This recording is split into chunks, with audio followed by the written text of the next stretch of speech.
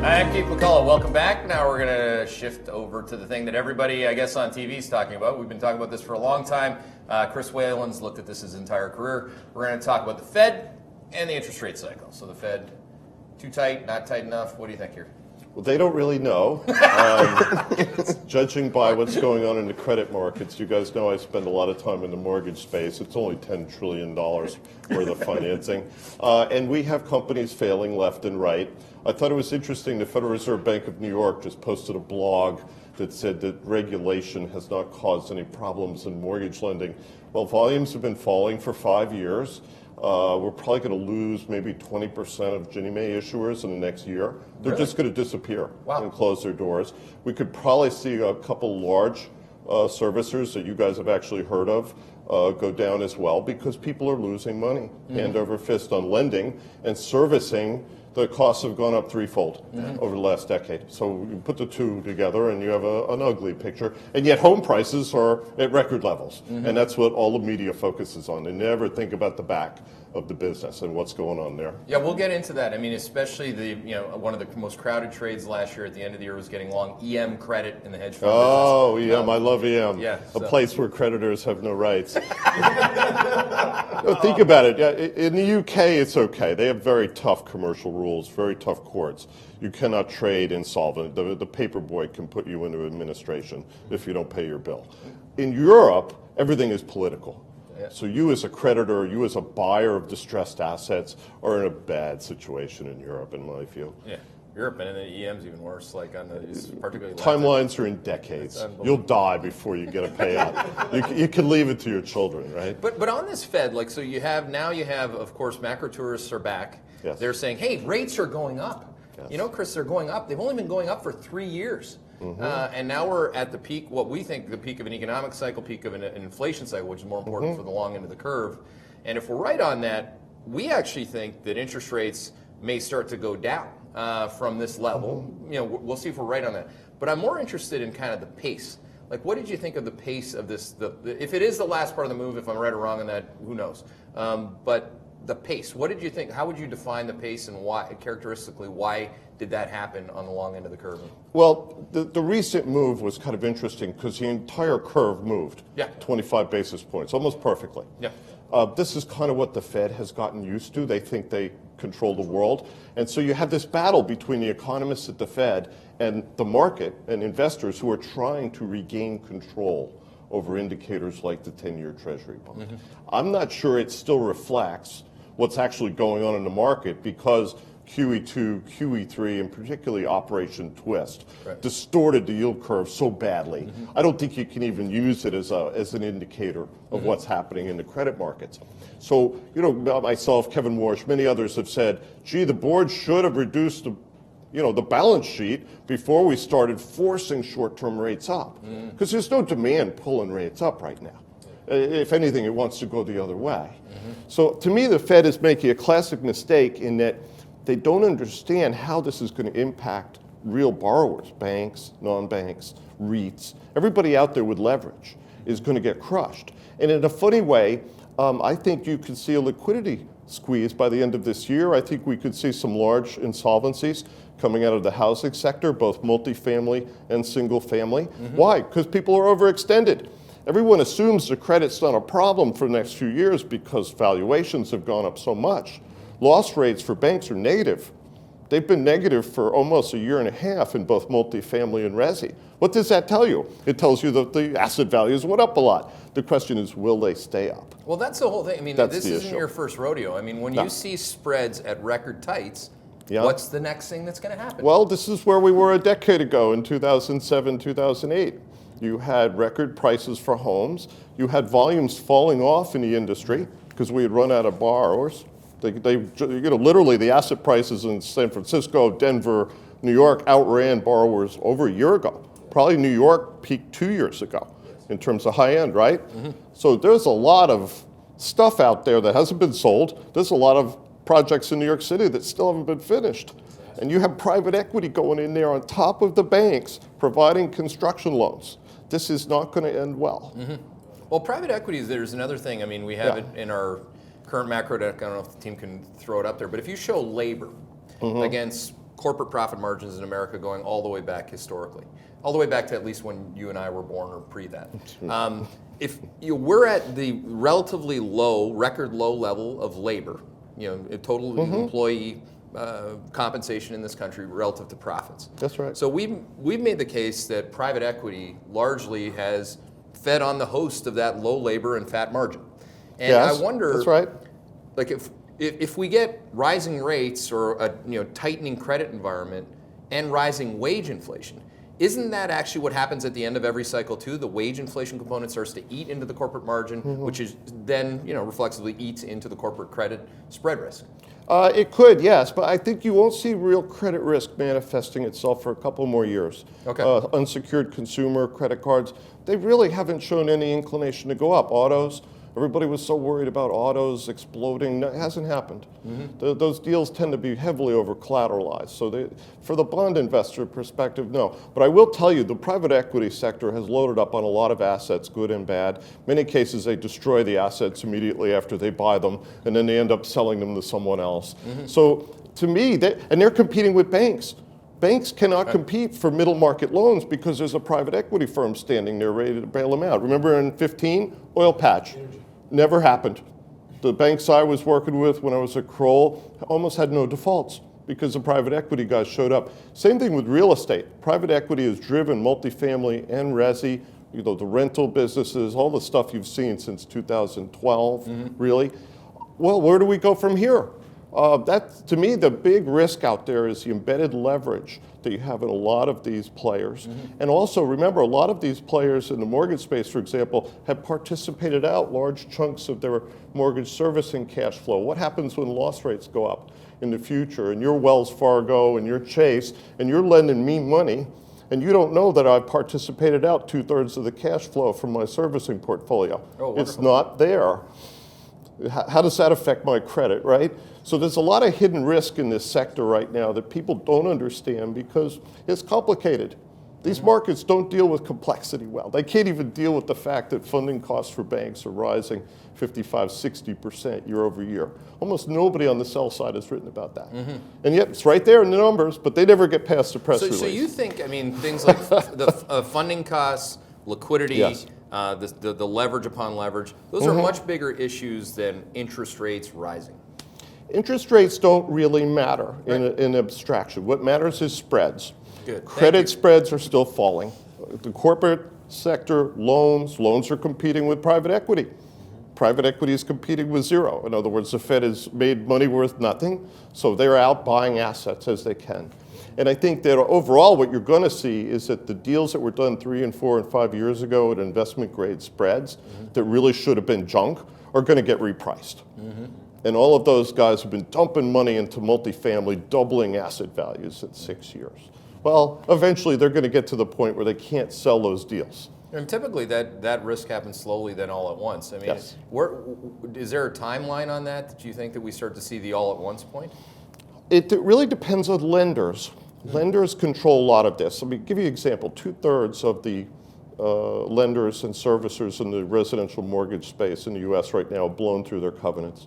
They're not making money. 2/3? Oh, easily. And so the lenders, the Wells Fargos and the rest of them, are keeping them alive.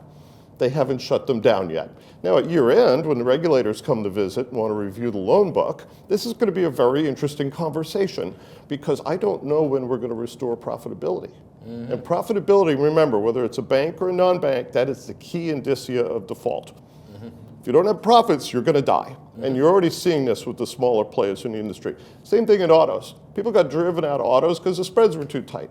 Most banks have gotten out of autos, at least as far as securitizations go. They just don't want to know. So you have a market that's still starved for duration and where we're arbitrarily raising rates just because a bunch of economists at the Federal Reserve Board think it's a good idea. To me, this is a very dangerous situation. This reminds me of 1928 when the Fed raised rates. Ben Bernanke wrote about this a number of times and caused a crisis, ironically enough. But it's so consistent with what's happened. The Europeans are way too tight for this. They're tightening into a slowdown again. Well, Europeans tightened in 2008, in 2011. It's all relative. When the bank head of the Banque de France last year told me, he said, Chris, we will reinvest the proceeds from quantitative easing indefinitely. Yeah. That told you everything you needed to know about banks in Europe, because they cannot tolerate higher rates. No. They just could never tolerate So it. now they're sitting there staring down the Hazel of Italy, Right. and they're still talking about tapering. I mean, this is complete BS in terms of where we're going to actually be. Well, when the Italian government, the new government, initially suggested that the ECB should forgive all of the Italian debt that they had purchased, that told you something. And they also wanted to issue new bonds that kind of would look like lottery tickets with bright colors and all sorts of frescoes and things like this. This is the state of fiscal affairs in Rome. And it's not going away. That was what they really wanted. And then the Europeans walked them back from the ledge. But you're going to hear more about this. Well, more, and you can just look at more and more of it just looking at bank stocks, for example. Yes. I mean, especially the more globally oriented bank stocks. People are apoplectic about the very basic idea that they said, well, okay, everybody in the world's short treasuries. I think interest rates are going up, inflation's going up. This all happened after it all went up, of course. Yes. Now interest rates really go up in the last week and a half, and the financials go down. Especially the big money center banks. That's what they're supposed to do. Look, 17 was special. We had the election of Donald Trump, the promise of deregulation, all of this other stuff. So the banks ran, they repriced. Yeah. And managers increased their allocations. We're done. JP at 1.6 times book, Bank of America at 1.3. Citi's still book value, but that's not surprising, right? So they're fully valued. Half times book. That's right. But the big gains in financials are done. And it's not so much that they have huge credit risk in Italy, it's just that the two key pillars of financials for the last 7 years have been cheap funding and cost cutting. Yeah. We have single digit revenue estimates this quarter for the big guys and 20 to 30% earnings growth rates. How do we do that? Well, it's magic. That's how we do it. We fire people, we rejigger the business model again, take some gains here and there. That's how you get to those double digit growth numbers. And they will walk them back, as you know. Jamie Dimon's making America great again. Jamie's done a good job with the fortress, but the fortress is probably 30% bigger than he or Marianne Lake would like. They would have much higher returns if that bank was smaller. They don't like being $2.5 trillion. $2 would be fine, believe me. This is why U.S. Bank, by the way, never allows themselves to get big. They stay at $400 billion. No, it's a good, because they can manage it, the CEO can sleep at night, and they have more stable returns than chasing that very dangerous bogeyman into, say, the Wall Street transactional business. They like the off-balance sheet business, they like the retail and lending business, and they're very happy with it. Now, how about my favorite large bank, by the way, in case you couldn't figure out. Yeah, it makes sense. Goldman, is it a bank or not a bank? It's not a bank. It's not a bank. David Solomon, who I think a lot of, has to decide what to do with that business. If you're going to be a bank, you got to get bigger. They don't even have $50 billion in core deposits out of that 100-some-odd billion dollar bank. They need to go buy something. I suggested Key. Key's got a nice $100 billion core deposit base. They do commercial loans. They're a huge servicer in commercial securitizations. I think it'd be a nice fit. You leave the bank alone, by the way, when you buy it. The regulators probably wouldn't let the Goldman guys get near the bank. They would segregate them. But under a common holding company, suddenly Goldman is a real player. They're the customer of banks right now. They borrow money from banks because they're not really a bank. So if you want to be the broker-dealer, banker, transactional, then I think you back out of that trade you did in 2008 and you go back to having an industrial loan company in Utah, which is not a bank. It's not a bank holding company that owns it, that sort of thing. Much less regulatory burden. And you deal with the FDIC, who are reasonable people. Do you think the regulatory runway's open for them to do something like that? Absolutely. Okay. The Fed wouldn't like it. They would express their displeasure. But I think, there's no reason for Morgan Stanley or Goldman to really have a quote-unquote bank. They need a depository for their high net worth customers. They need to be able to make them jumbo mortgages and maybe keep them, and that's it. Unless they want to really be a bank, which is different. Because neither one of them has ever really grown the bank franchise over the past decade. But they're dabbling in all this stuff, Marcus, and actually even crypto. Dabbling is a good word. Yeah, dabbling. Yes. Which will end in non-dabbling? It's really hard to grow a business in this market. Yeah. Competing for deposits, competing for large assets. Think about it. The largest banks today are competing with sovereign wealth funds, big private equity funds with leverage. Yep. How do you originate commercial loans when you're head-to-head with MetLife, who is happy to do all the origination here in New York City for big buildings, and they will keep that mortgage forever? They'll underprice the bank because their cost of capital is lower, and they also have very friendly accounting inside an insurance company. It's all book value. So for a bank to compete with that in the commercial loan space in major metro areas in the US is difficult. So there's no easy answers for David Solomon. He's got a nice franchise. Can you make money as a trader or investment banker? Yes, but you're head to head with Jamie Dimon and the other big depositories. Tough. Brutal, actually. Well, in the old days, Goldman had an advantage because they had the internal fund. So they would be competing with people like me for mandate to raise money for a little company, and they would turn around and just write the guy a check. JP Morgan is in the same position vis-a-vis Goldman. They got a much, much bigger balance sheet. Now, how about if you take this full circle to the, when credit risk happens slowly, then all at once, where's Goldman going to find themselves in that picture? Oh, I would EM credit, I'm thinking, actually. I would be really surprised to see Goldman hanging on to a lot of residual credit risk. They're good at sitting down and saying, what is going to happen next? Yeah. You don't stare at data to get inspiration about the future, okay? you think about the cycle, you think about what you know and how cycles repeat. I think that's the key. If you understand that this time around it's commercial as opposed to residential, where the embedded credit risk is, then you manage it accordingly. This has been a year where the data has been readily apparent. China slowing, EM slowing, Europe slowing. And everybody and their brother, sister's brother, who are all related, are all staring at that last thing. Everyone fundamentally either believes or needs to know that they're going to be able to get out on this emerging spread risk or this cycle risk, whatever you want to call it in the U.S. Yes. Why is that even possible, given the amount of people that are in the game at this point and the lack of liquidity that it would require for everyone to get out of the same place at the same time? Well, there's a structural issue here. The center of gravity in the financial markets has moved way, way over to the buy side. All of the big buy side firms have the capital, they have the assets.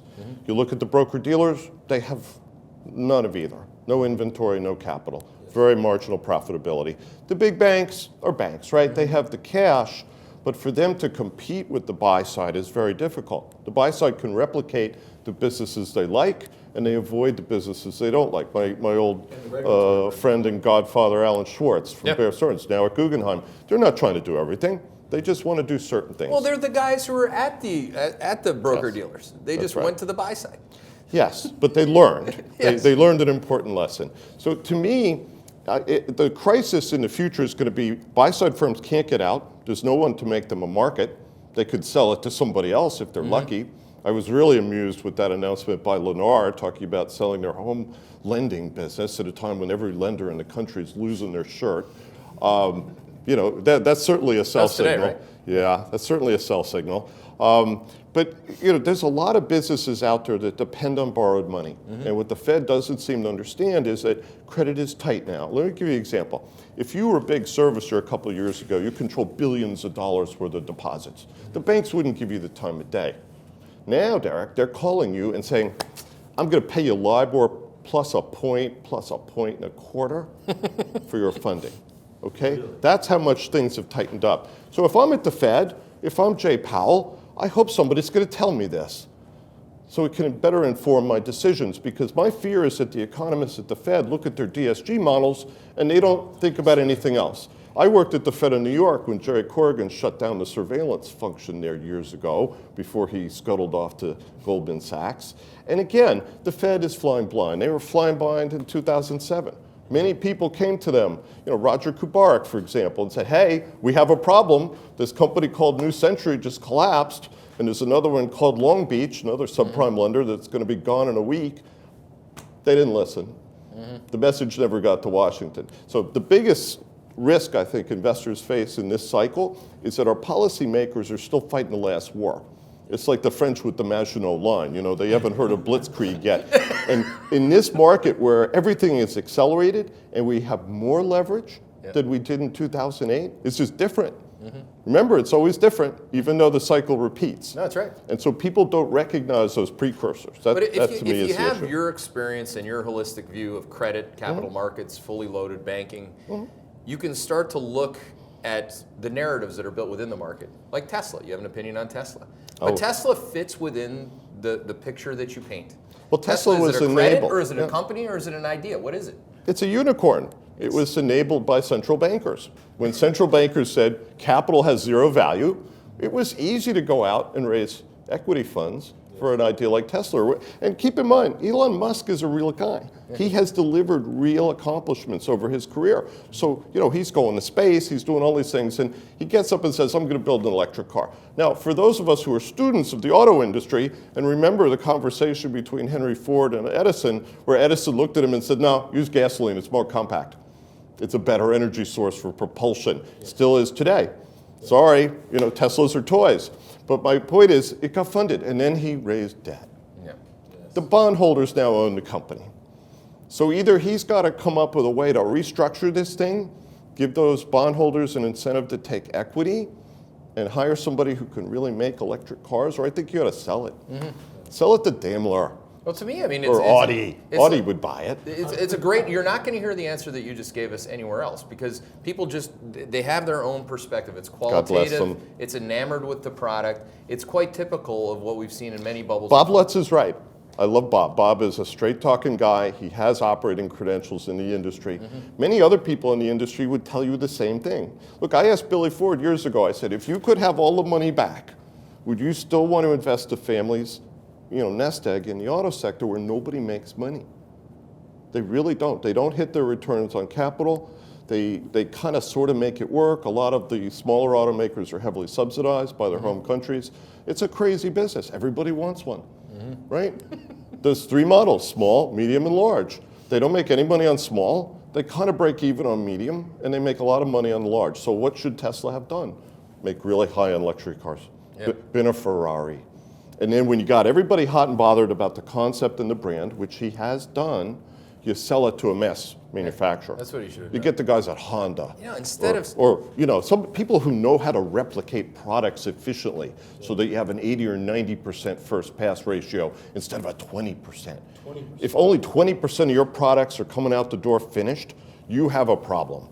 Yeah, it's a manufacturing problem. Our analyst says it all the time. I mean, we actually took it from that perspective. Our industrials analysts started following Tesla last year. And he came to the very basic conclusion that A, they're a bad manufacturer, and B, they're a bad manufacturer. Yeah. And C, if you're looking for an auto manufacturer, and A and B, you're a bad manufacturer, let's start with that. And this was kind of an interesting, but as all good ideas are on the short side, you have to circle and come around the other side of the bull side. And that's really like, to me, I think it's a credit. It's a credit story. It's not a story about a car. No, it's not a business you can fix easily. In the old private equity, LBO world, we always had a saying, you have companies with bad balance sheets, and then you have bad companies with bad balance sheets, right? Companies with bad balance sheets can be fixed. It's interesting. My old friend Bill Janeway, who I just did an interview with on my blog, I love that man. He actually understands economics, but he worked in finance. He said to me, there's 2 essential things in venture funding, Chris. You need liquidity to buy you time so you can make good decisions. And liquidity and time gives you control because otherwise you're not in control anymore. And I think Tesla is very close to being in a position where others are going to be in control and not Mr. Musk. Because just the fact that he's a majority owner of the equity when he's got this big lump of debt sitting there and he has vendor receivables and everything else, I think at some point he's either got to sell or he's got to raise more money. And if he raises more money, I think he loses control. Or get fired. I mean, to me, if he's as brilliant as everyone thinks he is, and I was sitting on that pile, I would try to get fired. No, and he should be rescued. Look, I want this man to go work on space. I don't want him fucking around with cars. That's true. No, but look, anybody who's spent time analyzing this industry knows that it's a commodity. This guy is so smart. I want him to go work on interesting, crazy stuff that the market can't finance yet. Space, by definition, right? But they can slowly make it viable over time. And I think that's, to me, having him focus on automobiles is a waste of time and a waste of resources. Yeah, and he's coming to agree with that, whether he realizes I hope so. Look, the lawyers got through to him. He settled. That was a big inflection point. When he took that settlement, that said, you're starting to listen to your lawyers. Good boy. Time to put on the big boy pants, as we like to say. Yes. Let's. We have some questions. So if you have questions for Chris, as you know, he can cover a lot of different things. Wrote a book about the Fords. And there's a new book in process on central bankers. I haven't titled it yet. although gone fishing is kind of the working title. But how the Fed accidentally came to control the world. And they would hardly admit this, But I'm speaking to a number of former chairmen and just operational people. You often don't hear from them, but the people who actually run the Fed are very important. Yeah. And what happened to the Fed after 2008 when we turned it into the largest broker-dealer in America, that's very important too, operationally. Yeah, we Darius and I, when Darius, I think the first time we went to the New York Fed to present, like you do, in front of their people, just to give them your views, your process, your data. We both walked out of that meeting just almost in shock in terms of how it actually works versus what we thought was happening behind these. It was just an interesting, eye-opening experience. If you've never been there before, obviously you learn something. It wasn't always like that, though. When I worked at the Fed in the dawn of time, before we had computers, we had index cards. That was our big technology. We had index cards on the wall to track all of the offshore investments by Citigroup. And there was this lovely lady, Adele Jacquenis, who that's all she did. She had this special room we kept locked, and we had little index cards on the wall for all of their offshore subsidiaries. Wow. I like that.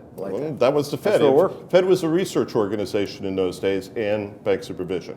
Monetary policy was important, but it was tiny. Well, it was a very small function. But you know what? I mean, there's a large body of evidence that would suggest that writing it down, measuring and mapping every single thing that happens allows one to actually understand what is happening, as opposed to waiting for this magical moment where you haven't studied it, you haven't measured it, you haven't mapped it, and then one day you're just part of the crowd that just didn't do your work.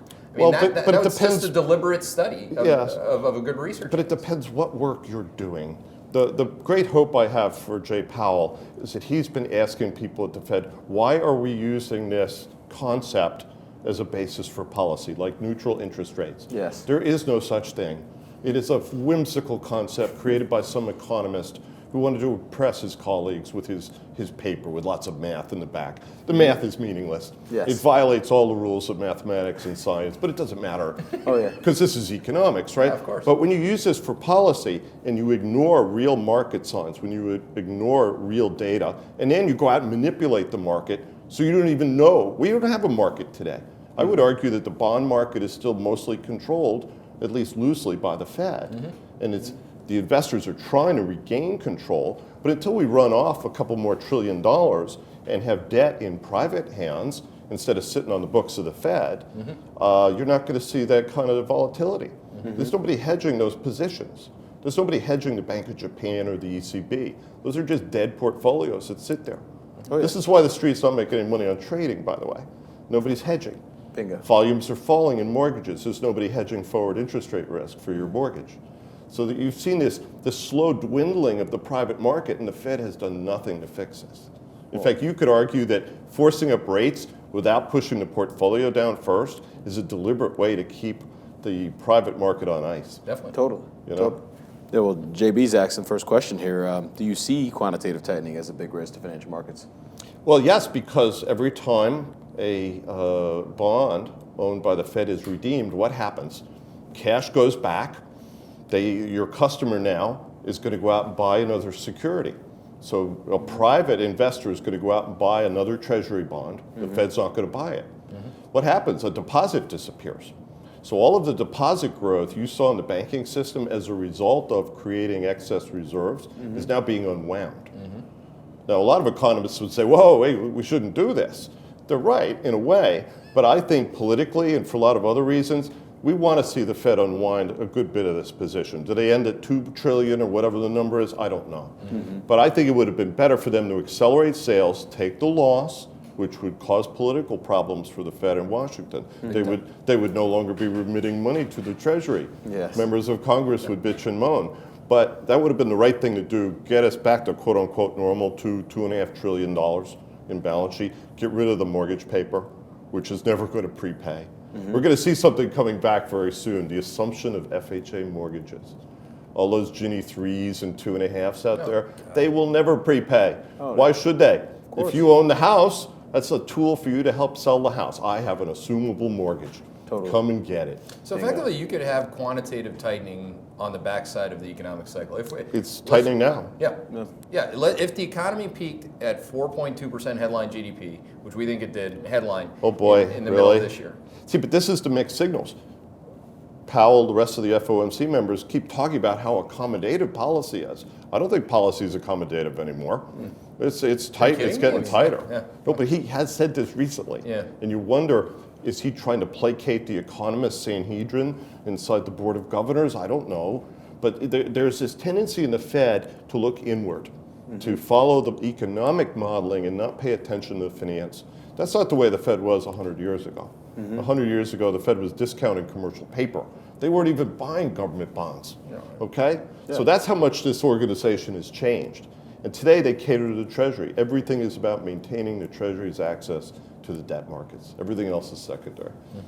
Well, totally. I mean, if you think about how economists look at financial markets as opposed to market practitioners, the Fed thinks in absolute terms like accommodative or restrictive, whereas to market practitioners and people who are actually functioning in the economy, it's getting less accommodative or more restrictive on the margin, and that's what really matters. What really matters, what I would target if I was running the Fed, I'd keep my eye on employment, but I would also target spreads. Oh, of course. I wouldn't target and the rate of change of spreads. Right. Exactly. Like That's what we matters. have, I don't want to name names, but Go ahead. a former very important person at the Bernanke Fed who would say, Keith, this analysis is quite clever.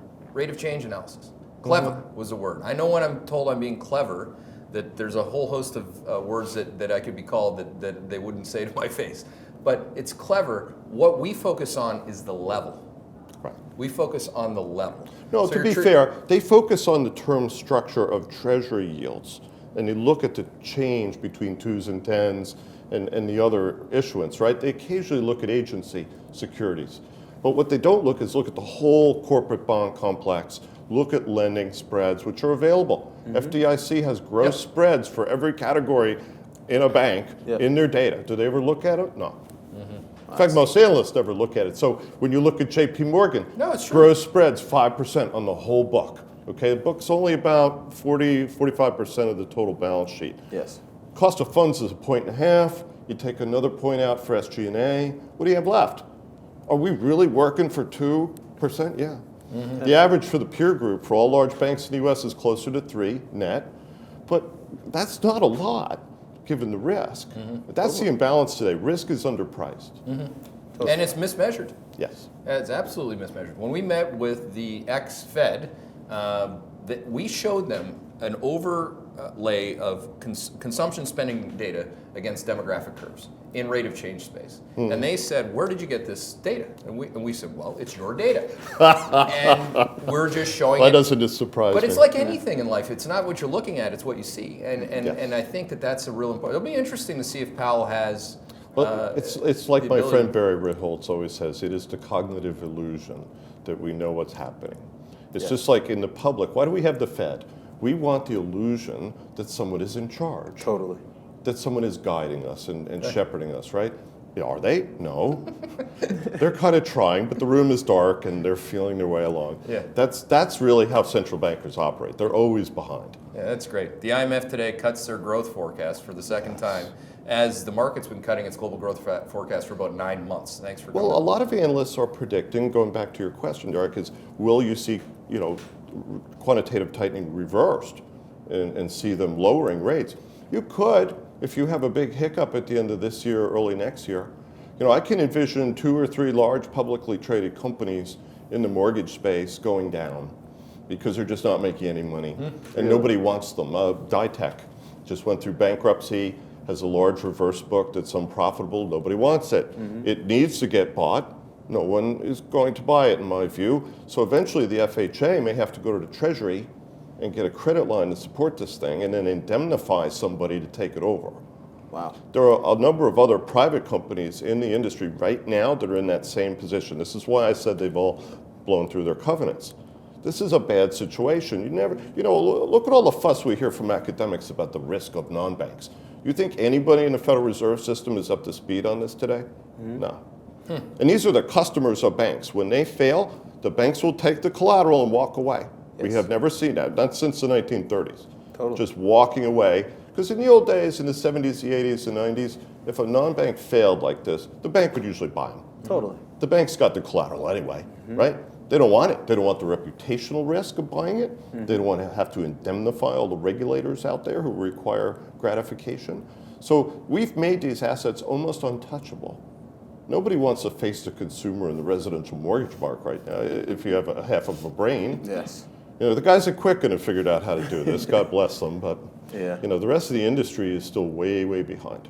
Indeed. And speaking of the risk to non-bank financing, one of the things we get on the road meeting with institutional investors is this sort of this perception that because so much of credit risk is shifted to the buy side, that we are just less cyclically exposed as economy and as financial markets. Yeah. Do you believe in that view? No, it's indirect exposure now.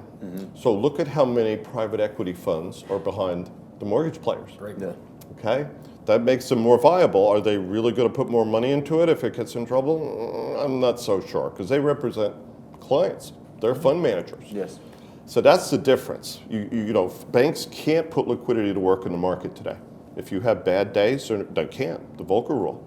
So all of those portfolios out there, remember the Whale? What did we learn from the Whale? What we learned from the Whale was JP used to trade that book. They used to make markets around that book. Not anymore. None of the banks make markets around their corporate bond book. So there is no liquidity. There's no one to call. If you say, hey, go lighten up on this position in XYZ, there's no one to call. Because the street's not going to put capital at risk for that trade. That's interesting. I mean, I was at Carlisle in 07. Yeah. And when it was time to take our marks, that was time to go. Yeah, That's right. So now, so that'll be an interesting point. Like when we get on the backside of a profit cycle, wrong side of the credit cycle, they have to report their returns to clients. When do they take their marks? Private equity. That is right. And what's very interesting, I'll give you another data point. One of the fastest moving asset classes you've never heard of is called mortgage servicing rights, which is the right to get that fee every month for servicing your mortgage. They're up to 5.5 times cash flow. It's as high as anyone's ever seen, right? But the cost of funds is now starting to be a negative in the valuation calculations, because when you as an investor, you own the servicing right, well, if he defaults on his mortgage, you have to advance the funds to pay taxes, principal, and interest, maybe even foreclose on the house. Yeah. When you do a foreclosure in this country today, almost all of those result in a loss to the servicer.